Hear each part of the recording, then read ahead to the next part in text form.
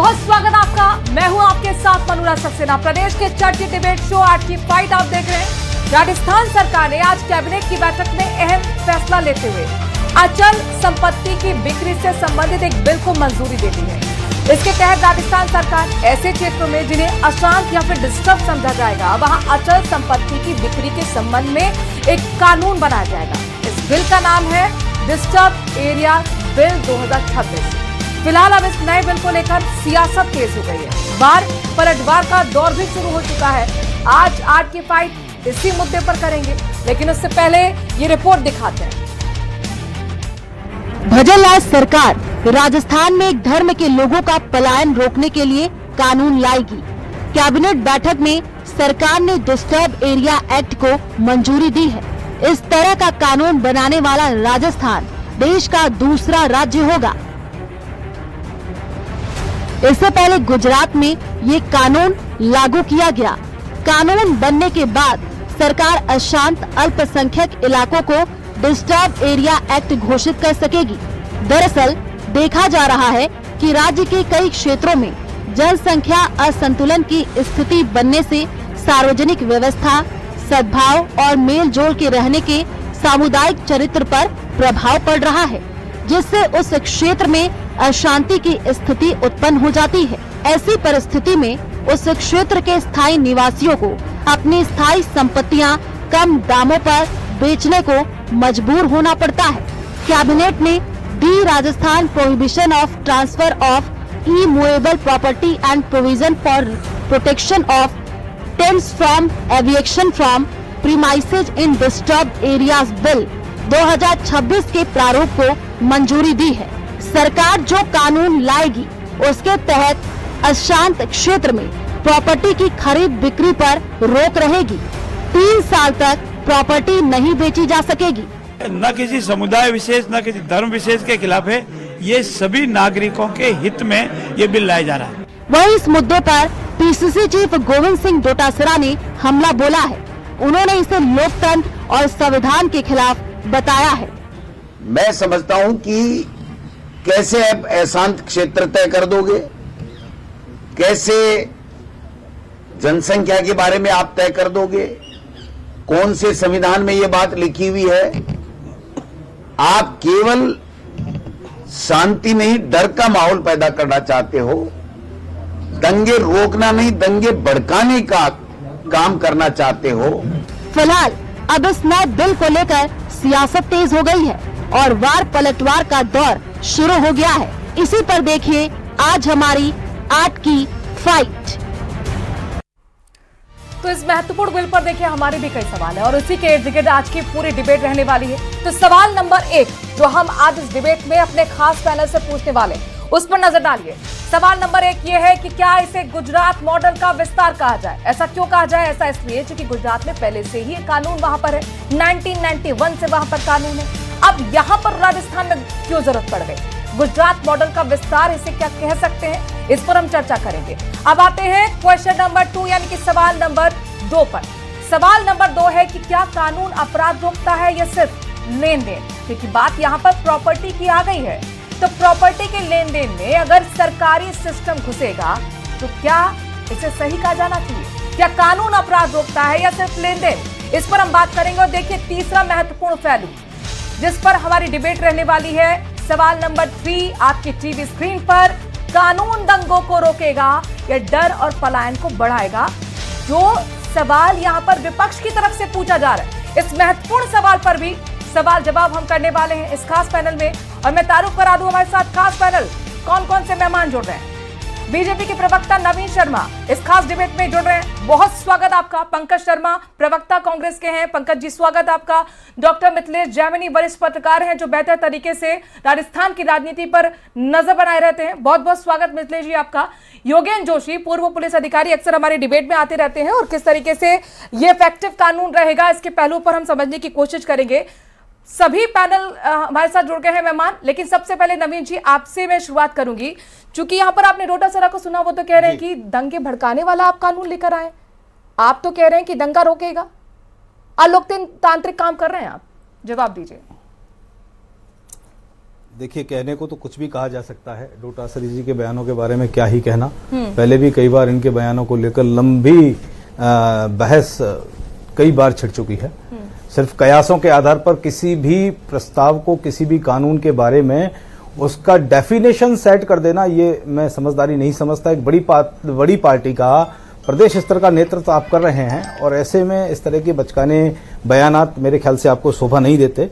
अगर माननीय डोटासरा जी ने इस कानून के विषय में कुछ ऐसे प्रश्न अगर उठाए होते कि इसकी परिभाषा, जैसे डिस्टर्ब जोन की परिभाषा क्या रहेगी, प्रक्रिया कैसे रहेगी, पारदर्शिता क्या रहेगी, ऐसी जिज्ञासा, ऐसी एरिया नहीं, वो भी सवाल पूछा था। अब पूरी बात तो हम नहीं सुना पाएंगे ना, ये सवाल भी पूछा था। मुझे लगता है कि आप अगर प्रवक्ता हैं, डिबेट में आ रहे हैं, तो जो प्रेस कॉन्फ्रेंस की गई थी डोटासरा की, उसको आपको देखना चाहिए था।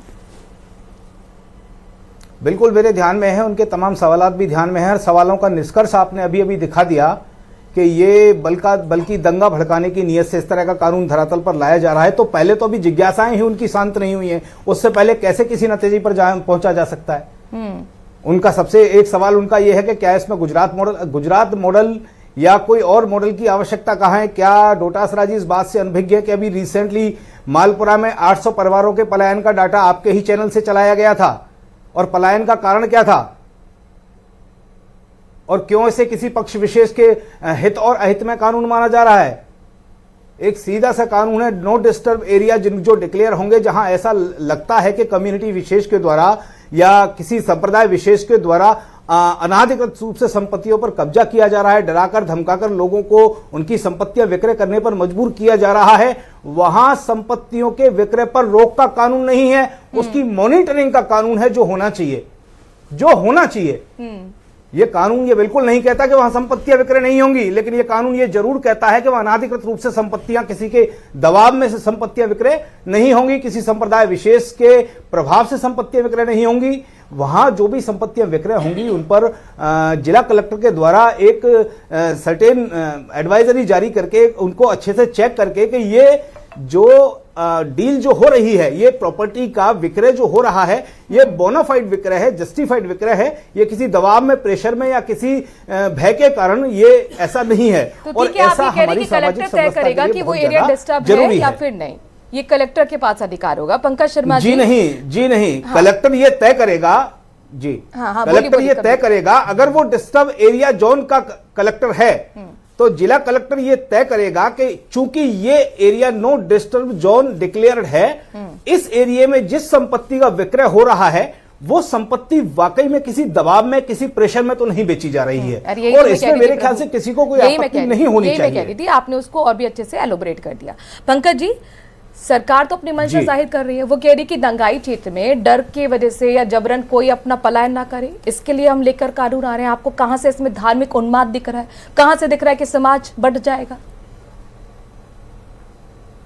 देखिए मनु जी, भाजपा की सरकार राजस्थान में कानून व्यवस्था बनाने में तो नाकाम रही है, लेकिन इस तरीके से बिल लाकर जो राजस्थान का जो सामाजिक सद्भाव है, सामाजिक सौहार्द है, सामाजिक एकरूपता है, उस पर कहीं ना कहीं पर्ची के आदेश पर गुजरात मॉडल को लाकर कहीं ना कहीं उस पर चोट लगाने की कोशिश ये लोग करना चाहते हैं। देखिए मनु जी, 300A, आर्टिकल 300A और जो आर्टिकल 14 ये संपत्ति का अधिकार और समानता का अधिकार देता है, और उस अधिकार का कहीं ना कहीं इस कानून के तहत, इस एक्ट के तहत लाकर अधिकारों का हनन करने की कोशिश की जा रही है। आप कैसे तय करेंगे कि कौन सा एरिया डिस्टर्ब है, कौन सा एरिया डिस्टर्ब नहीं है, और उसमें भी फिर आप राजनीति करेंगे, तो ये कहीं ना कहीं दिखाता है कि सरकार जो मूल मुद्दे हैं, युवाओं के मुद्दे हैं, बेरोजगारों के मुद्दे हैं। पंकज जी, आप बार-बार ये कह रहे हैं गुजरात मॉडल लाया जा रहा है, आप मुझे समय देंगे तो मैं जवाब दूंगा।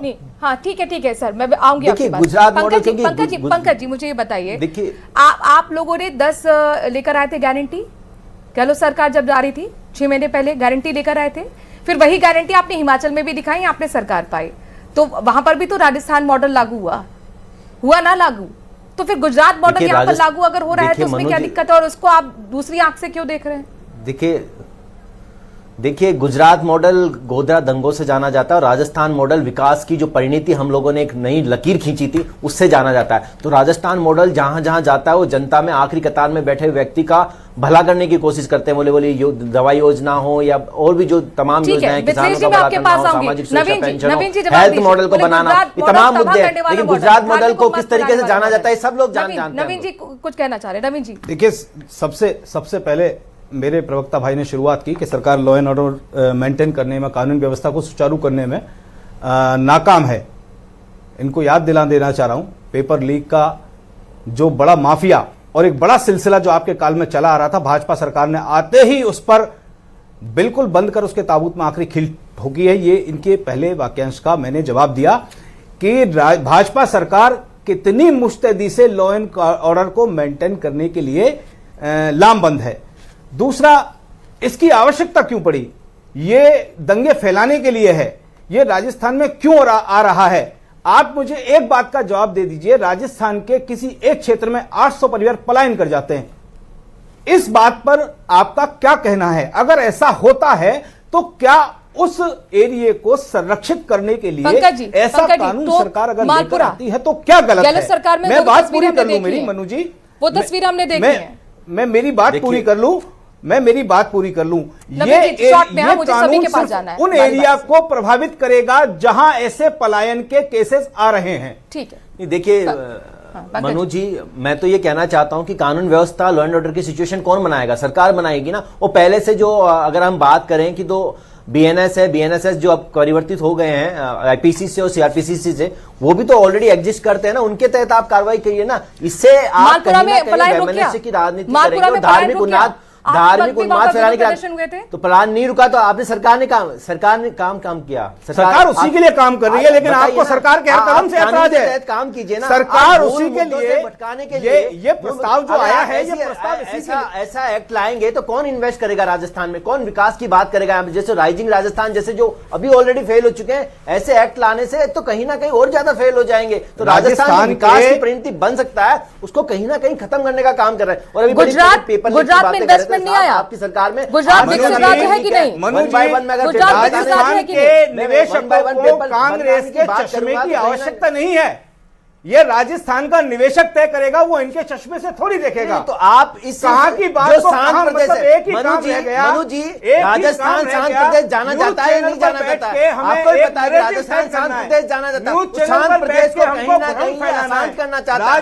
ऐसे बिल लाके कभी धार्मिक उन पलायन को रोकने के लिए उस क्षेत्र में ये कानून लाया गया है। और ये कह रहे हैं कि निवेशक नहीं आएंगे साहब राजस्थान। देखिए, कभी आप धार्मिक रूपांतरण का बिल लाते हैं, कभी ये डिस्टर्ब एरिया प्रोटेक्शन बिल लाते हैं। जो मूलभूत सुविधाएं हैं उनको कहीं ना कहीं जो मजबूत करने की बात है वो ये सरकार नहीं कर रही है। युवाओं की बात हो, किसानों की बात हो, बुजुर्गों की बात हो, महिलाओं की बात हो, आप उनको तो प्रोटेक्शन नहीं दे पा रहे हैं, उनके अधिकारों का तो सुरक्षा नहीं कर पा रहे। और ऐसे बिल लाकर केवल जो शांत प्रदेश है राजस्थान, जो संप्रभुता के लिए जाना जाता है, सामाजिक एकरूपता के लिए जाना जाता है, उसको कहीं ना कहीं आप डिस्टर्ब करने का काम करने वाले लोगों में महिलाएं नहीं है क्या? बच्चे नहीं है क्या? विधानसभा में उठाने का काम करें। हमारे सारे विधायक दल के नेता श्री टीकाराम जूली जी और हमारे प्रदेश अध्यक्ष श्री गोविंद सिंह डोटासरा जी के नेतृत्व में बड़ी आसान सा सवाल पूछा, उसका जवाब दे दीजिए। बड़ा आसान सा सवाल। पलायन करने वाले लोगों में महिलाएं नहीं है क्या? बच्चे नहीं है क्या? गरीब नहीं है क्या? मजलूम लोग नहीं है क्या? ठीक है, क्या ये कानून की चिंता नहीं करता? पलायन गंभीर मुद्दा है और उस पर आपने फोकस किया। मिथिलेश जैमिनी जी को मिले कराते। मिथिलेश जैमिनी जी, आप देख रहे हैं आरोप प्रत्यारोप जब से बिल की शुरुआत हुई है तब से लगातार प्रेस कॉन्फ्रेंस दोनों तरफ से की जा रही, बीजेपी की तरफ से भी कांग्रेस की तरफ से। एक पत्रकार होने के नाते आपको लगता है कि वाकई राजस्थान में इस तरह की बिल की जरूरत थी या इसके पीछे आपको कोई राजनीतिक मंशा भी सरकार की दिखती है? देखिए मनु जी, सबसे पहले तो संपत्ति के अधिकार को 300 में ले जाने का काम, यानी मौलिक अधिकार से कॉन्स्टिट्यूशनल जो राइट्स में तब्दील करने का काम स्वर्गीय इंदिरा गांधी ने किया। तो ऐसा नहीं कि जो संपत्ति वाला जो अधिकार है वो मौलिक अधिकार से संवैधानिक अधिकार इंदिरा गांधी ने बनाया। अब जो सबसे इंपॉर्टेंट चीज है कि गुजरात मॉडल आने से राजस्थान में कांग्रेस को थोड़ी दिक्कत होनी है, क्योंकि राजस्थान में 25 साल से रवायत है कि रोटी बदल बदल कर सेकी जा रही है, यानी सरकारें बदल रही है।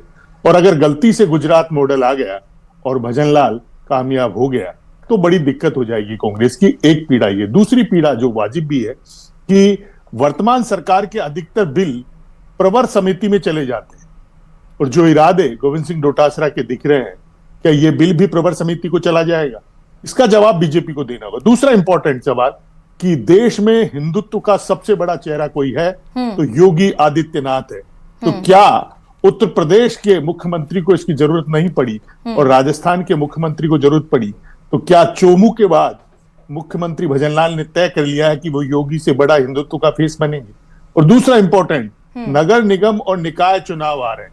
अजमेर की जयपुर की वाल सीटें हो या अजमेर का दरगाह वाला इलाका हो, कहीं न कहीं वोटों का पोलराइजेशन और एक माइंडसेट ये होगा। तीसरा, करप्शन बहुत बढ़ जाएगा, क्योंकि हिंदुस्तान में जहां जहां सरकारी दखलंदाजी बढ़ती है करप्शन बढ़ जाएगा। चौथा, इस बिल में क्लियर करना पड़ेगा कि मैंने एग्रीमेंट पे अपनी प्रॉपर्टी बेच दी और राइट देके आ गया और रजिस्ट्री में बाद में करा लूंगा, तो फिर क्या करोगे आप? तो ऐसा नहीं, इसमें बहुत सारे लेकुनाज है, इसमें बहुत लीगल एक्सपर्ट की जरूरत पड़ेगी। ठीक है, मतलब कुल मिलाकर आप अपनी चिंताएं भी इसमें व्यक्त करें, बहुत अच्छे से ब्रीफ किया। योगेंद्र जोशी जी, आप मुझे ये बताइए, गुजरात में ये एक्ट क्या सफल है? जिस उद्देश्य के साथ लाया गया था, क्या वहां पर सब कुछ ठीक रहा? क्या इफेक्टिव है? आपको लगता है कि वाकई राजस्थान में भी इसकी जरूरत थी? किस तरह से देख रहे हैं आप इसको? देखिए मनु जी, मैंने राजस्थान में क्या जयपुर के अंदर ऐसे क्षेत्रों में नौकरी की है जहां दोनों समुदाय के लोग परस्पर इस तरह से रहते थे, लेकिन मैंने ये महसूस किया है कि एक संप्रदाय के लोग अपने मकानों के बाहर, ये मकान बिकाऊ है, यहाँ रहने काबिल नहीं है, ये एक ही समुदाय के लोग ऐसा क्यों करते हैं और दूसरे समुदाय के करते ही नहीं है? और इस एक्ट के अंदर कोई समुदाय विशेष लिखा हुआ तो है नहीं कि साहब ये इस समुदाय के लिए बना, उस समुदाय के लिए नहीं बना। जहां भी इस प्रकार की वैमनस्यता हो, जहां दंगा फसाद की स्थिति हो, जहां अशांति हो, वहां इसको लागू किया जाएगा। और ये जरूरी नहीं है कि पूरे राजस्थान में लागू किया जाए। अब जैसे मालपुरा का मामला है, 800 परिवार वहां से शिफ्ट हो गए। इसी तरह से आप देखिए पूरा शहर अंदर, पूरा पुराना शहर, वहां से जितने हिंदू हैं वो सब पलायन करके बाहर आ गए। आप देखिए सारे इन कॉलोनियों में, तिलक नगर, जवाहर नगर, मालवीय नगर, उस तरफ चले गए, उनकी सब दुकानें और व्यापार प्रतिष्ठान रह गए। तो इन चीजों को रोकने के लिए, मैं जब भट्टा बस्ती था तो थाना था, उसके ऊपर तक एक बस्ती थी, अब वो बस्ती नीचे तक आ गई, सड़क तक, अब ऐसी बस्ती है। ये कोई कहके थोड़ी होता है, ये कहके नहीं होता, न इसके लिए कोई प्रोपेगेंडा करना पड़ता है। ये क्या है, जो समाज की व्यवस्थाएं हैं, उन व्यवस्थाओं को जब लागू किया जाता है और दूसरे संप्रदाय के लोग उसको पसंद नहीं करते हैं, तो उनको मजबूरन होकर वहां से जाना पड़ता है। वो पलायन इसीलिए करते हैं क्योंकि दोनों के जो सामाजिक परिवेश हैं, तीनों के सामाजिक परिवेश है। मैंने ये पूछा कि गुजरात में क्या फिर पलायन रुक पाया? क्या इफेक्टिव रहा ये कानून? देखिए, ये तो सरकार को पता चलता ही है कि ये पलायन का कारण क्या है। यूं तो पता ही नहीं चलता है, यूं तो एक जगह खाली हो जाती है, एक जगह एक संप्रदाय के लोग इकट्ठे हो जाते हैं, एक जगह दूसरे संप्रदाय के लोग इकट्ठे हो जाते हैं। सरकार को जो रजिस्ट्रियां होती हैं उनसे थोड़ी पता चलता है, लेकिन इससे तो पता चलेगा कि अगर इसको अशांत क्षेत्र घोषित कर दिया तो वहां पर एप्लीकेशन देनी पड़ेगी, उसके रजिस्ट्री का ड्राफ्ट भेजना पड़ेगा, शपथ पत्र लगाना पड़ेगा, कारण, और देखिए कारण की जांच होगी, कलेक्टर एसएचओ से जांच करवाएगा कि भाई ये क्यों बदल रहा है, इसको क्या तकलीफ है, पता करके बताओ। पटवारी गिरदावर से जांच कराएगा, जमीन की जानकारी कराएगा, शपथ पत्र देगा, और जब वो ये मानेंगे कि ये वाजिब है। मैं आऊंगी नवीन जी को मैं लेकर आऊंगी। नवीन जी, लेकिन यहाँ पर तो डोटासरा कह रहे हैं ना कि आपकी एक साजिश है, राजनीतिक रोटियां सेकने की कोशिश है और इसका जवाब पंचायत चुनाव में जनता देने वाली है। देखिए, ये किसी सर ये मेरा आपसे सवाल नहीं है, नवीन जी से मेरा सवाल है। योगेंद्र जी, सबसे रिसेंट सवाल तो अभी, सबसे रिसेंट जवाब तो जनता ने अभी महाराष्ट्र में दे दिया, और सवाल दरअसल कांग्रेस के पास अपने वजूद का होना चाहिए बजाय और तमाम तरह के सवालात के। आप समझ रहे मेरी बात? पूरे देश में कोई एक ऐसा क्षेत्र नहीं है जहां बिना ये किसी की गठबंधन के, बिना किसी गठजोड़ के अपनी सरकार बनाने की पोजीशन में हो। तो दरअसल सवाल तो सबसे बड़ा जो है वो इनके वजूद का है, वजूद के संकट का है, और बाकी सारे सवाल मैं अनर्गल मानता हूं कुछ भी कह देने से कि ये दंगा भड़काने के लिए कानून लाया गया है, ये कानून लॉ एंड ऑर्डर को बिगाड़ने के लिए लाया गया है, ये सब कहना बड़ा आसान है। ज्यादा बेहतर है कि उसको कोई यहां एक्सप्लेन करे कि साहब इससे लॉ एंड ऑर्डर इस तरह से बिगड़ जाएगा, कानून व्यवस्था इस तरह से बिगड़ जाएगी। मेरे पत्रकार भाई साहब यहां बैठे थे, मिथिलेश जी, उन्होंने मिथिलेश जी ने बड़ी आसानी से समझा दिया। जो डर इनके मन में बैठा हुआ है वो ये बैठा हुआ है कि गुजरात मॉडल का मतलब हो गया एक विकास का मॉडल, और वो मॉडल अगर यहां इंप्लीमेंट हो गया तो वाकई में यहां दिखाई नहीं देता कि कांग्रेस लौटकर कभी शासन में आ पाएगी। तो तकलीफ दरअसल ये है।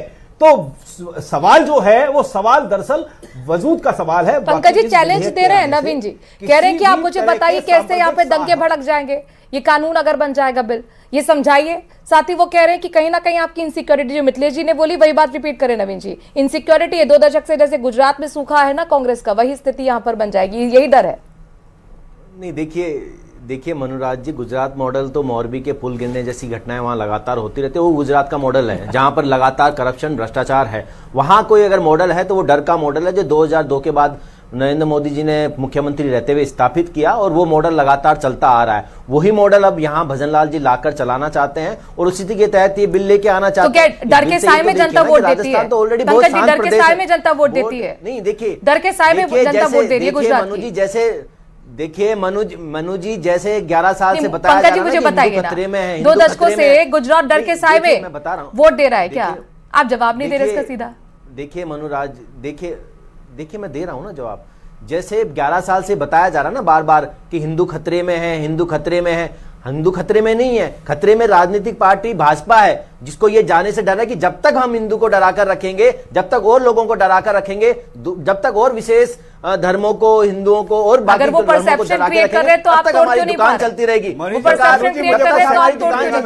ये दुकान चलाने का इनका तरीका है, क्योंकि ये जनता के लिए काम नहीं करते। मनुराज जी, आप देखिए, जो मौलिक अधिकार है उन अधिकारों का हनन करना चाहते हैं ये जनता के लिए काम तो करना नहीं चाहते। बात करिए ना, स्वास्थ्य व्यवस्थाओं पे बात कीजिए, आप शिक्षा पे बात कर लीजिए। इतने सारे स्कूल जर्जर हालत में बैठे हैं, आप उन पे तो बात कर नहीं रहे, उनकी व्यवस्था ठीक कर नहीं रहे। 20 लोग इंदौर में पानी से, गंदे पानी से डूबकर मार गए, उसके लिए कोई पॉलिसी नहीं आएगी आपकी। एक लड़का जो युवा था, 27 साल का इंजीनियर था, वो नोएडा में, जहां पे भी आपकी सरकार है, वहां डूबकर मर गया और आप उसको बचा नहीं पाए। 4 दिन तक डीएम ने वहां पर कोशिश नहीं की जाने की। ऐसी घटनाएं लगातार हो रही है। राजस्थान में 7 बच्चे झालावाड़ में स्कूल की छत के नीचे दबकर मर गए। आप लेके आए ना पॉलिसी, लेकिन आप लेकर नहीं आएंगे, क्योंकि शिक्षा, स्वास्थ्य, रोजगार, किसानों की व्यवस्था दुरुस्त करना, ये आपके एजेंडे में नहीं है। आपके एजेंडे में क्या है? आपके एजेंडे में धर्मांतरण है, आपके एजेंडे में प्रोटेक्शन एरिया बिल है, जो बिल जरूरत नहीं है राजस्थान जैसे शांत प्रदेश के लिए। यहाँ ऑलरेडी सामाजिक एकरूपता है, सामाजिक नवीन जी, भाव है। ये मुद्दे आपको सूट करते हैं, ये मुद्दे सूट करते हैं, इसीलिए आप इस तरीके का कानून लेकर आ रहे हैं। जवाब दीजिए। मैं जवाब दे देता हूं मनु जी, मैं जवाब दे देता हूं, और इसका बड़ा खूबसूरत सा जवाब है, क्योंकि पार्टी ने इनको बताकर नहीं भेजा कि आज की डिबेट जो होने वाली है वो किस बात पर होने वाली है। तमाम मुद्दों की बात करूंगा। जिस दिन शिक्षा पर बात करने आऊंगा उस दिन भी आपकी बोलती बंद करूंगा। आज इस मुद्दे पर बात कीजिए। इतनी सारे स्कूल जर्जर हालत में, आप इनको बोलिए, आप कमांड आपके हाथ में। मदन दियावर जी जो शिक्षा मंत्री है, वो शिक्षा में बात नहीं करते हैं, लगातार हमारे प्रदेश अध्यक्ष पे अनर्गल बयानबाजी करने का काम करते हैं। क्यों करते हैं अनर्गल बयानबाजी? शिक्षा में बात कीजिए ना, पूछिए मनु जी, आप उनसे पूछिए। पंकज जी, जब शिक्षा की बात होती है हम जमकर पूछते हैं। आज शिक्षा का मुद्दा नहीं है, आज पलायन का मुद्दा है, आज दंगों का मुद्दा है।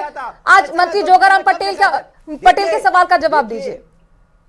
नहीं पंकज जी, अगर आप मालपुरा के एक सवाल है, इशू को कंसर्न में रखते और कुछ वहां पर सोल्यूशन निकालते तो फिर ये एक्ट लाने की जरूरत नहीं पड़ती ना सरकार को। ये भी तो आप सोचिए। देखिए मनोरूप, डोटा सरा जी कह रहे हैं कि दंगाइयों पर कार्रवाई करेंगे, उसके लिए तो पहले से ही है कानून। बात करने आए हैं मनोराब जी, अभी तमाम बातें बोलेंगे, वो बात नहीं बोलेंगे, वो सारी बातों पे सवाल सुनिए। विधानसभा का सत्र पूछे जाएंगे, सारे सवालों के जवाब पूछे जाएंगे। घेरने का काम विधानसभा में करेंगे और हर सवाल का जवाब इस सरकार को देना पड़ेगा। जो जनता से जुड़े हुए मुद्दे हैं, जो जनता की बात हम रख सकते हैं, वो विधानसभा के पटल पे रखेंगे और इस सरकार को जवाब देना पड़ेगा। हर मुद्दे में जवाब देना पड़ेगा। ये जनता को भ्रमित करने का काम इनको बंद करना पड़ेगा। संवैधानिक अधिकारों का हनन करना बंद करना पड़ेगा। मौलिक अधिकारों का हनन करना बंद करना पड़ेगा। बात करिए ना, आप विधानसभा में नहीं बैठे, आप चैनल पे बैठे। ठीक है। और चैनल ने आपको सर्टेन मुद्दे पे बात करने के लिए जोर जोर बुलाया से है। चिल्लाने से कुछ नहीं होगा। ठीक, आप ठीक। मुद्दे की बात करिए ना। ठीक। बताइए ना, मुद्दे की बात कर रहा हूँ ना मैं। करो ना मुद्दे की बात। विधानसभा सत्र भी बेहद नजदीक है, 28 तारीख से आहूत हो रहा है और जाहिर तौर पर ये मुद्दा बहुत बड़ा बनता हुआ नजर आ रहा है। मिथिलेश जी बहुत बहुत शुक्रिया, योगेंद्र जी आपका भी बहुत बहुत शुक्रिया, नवीन जी और पंकज जी आपका भी बहुत बहुत शुक्रिया। ये मुद्दा सीधे सीधे लोगों से जुड़ा है, कानून से जुड़ा है, पलायन से जुड़ा है, दंगों से जुड़ा है। अब तैयारी पूरी तरह से कानून बनाने की है। देखना होगा कि वाकई क्या ये प्रवर समिति में जाएगा या फिर कानून बनने जा रहा है, और अगर बनेगा तो कितना इसका असर सियासत पर होगा, कितना जमीन पर होगा। वक्त छोटे से ब्रेक का है, बने रहिए प्रदेश के number 1 news channel news 18 Rajasthan के साथ। नमस्कार।